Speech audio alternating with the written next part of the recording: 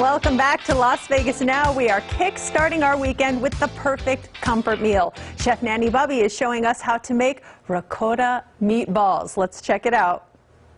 Hi everyone, welcome to Nanny Bubby's kitchen. Still not in the studio. Oh, I miss all you guys, can't wait to get back. Of course, we always want to thank Chapman for sponsoring our segment, Melissa Foods for always providing our produce, and we are happy to be with you to give you a recipe on ricotta meatballs, better known as gluten-free meatballs. But they are so delicious, you don't need to tell them they're gluten-free. We're pairing it with some pasta, and you may say, why do you want to show gluten-free meatballs if you're making it with pasta? Pasta that has plenty of gluten in it. And that's because you always have to remember, no matter who comes through your door, you always have to feed them, and you never know who can or can't have what. So we're going to start with 2 pounds of meat, and you can use any kind of meat that you like, but I prefer to use dark meat turkey and also chicken hot Italian sausage. Start by mixing this, and you're going to add to it 2 tablespoons of chopped parsley,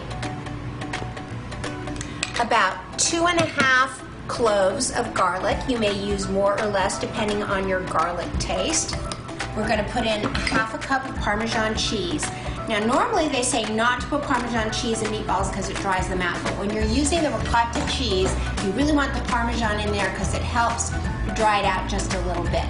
Then of course we're going to use 2 tablespoons of basil. Again, you put your biggest leaf on the outside, you roll it up like a cigar. Make sure it's nice and dry. You chop away. Look at that. Okay, that's about 2 tablespoons. Ouch, we're gonna throw it in. Can't get injured on the job here, Marlon. We're going to use about 1½ cups of ricotta cheese, which is about an entire container. But this is what you're going to do with it. You're going to take this,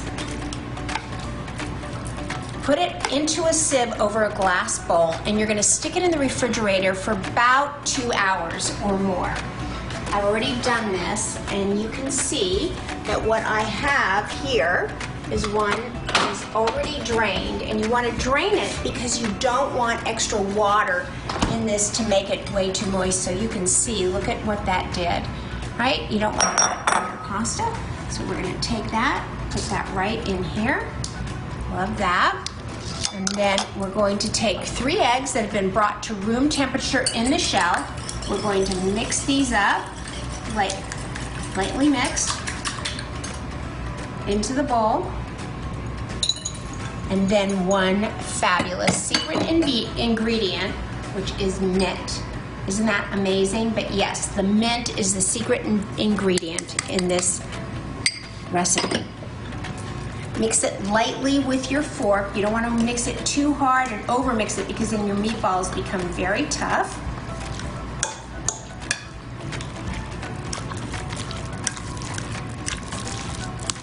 And we're going to add about 1.5 teaspoons of salt.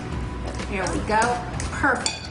And into the refrigerator for 30 minutes just so it can firm up a little bit. So the key to making perfect meatballs is using an ice cream scoop. Go figure. I thought ice cream scoops were only for ice cream, but watch how these make perfectly sized meatballs. Give them a little bit of a rub. They are very, there we go, look at that. Quite loose because of the ricotta cheese.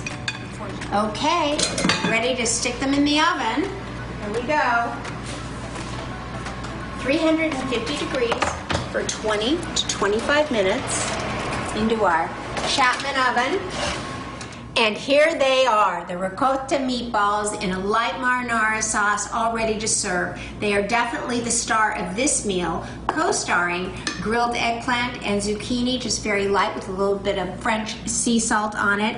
Midnight pasta. It is so easy to make, and let me tell you, I actually handmade this pasta myself with my pasta maker. It is so much easier than you think, so tune in 2 weeks from now and I will show you how easy it is to make this kind of pasta.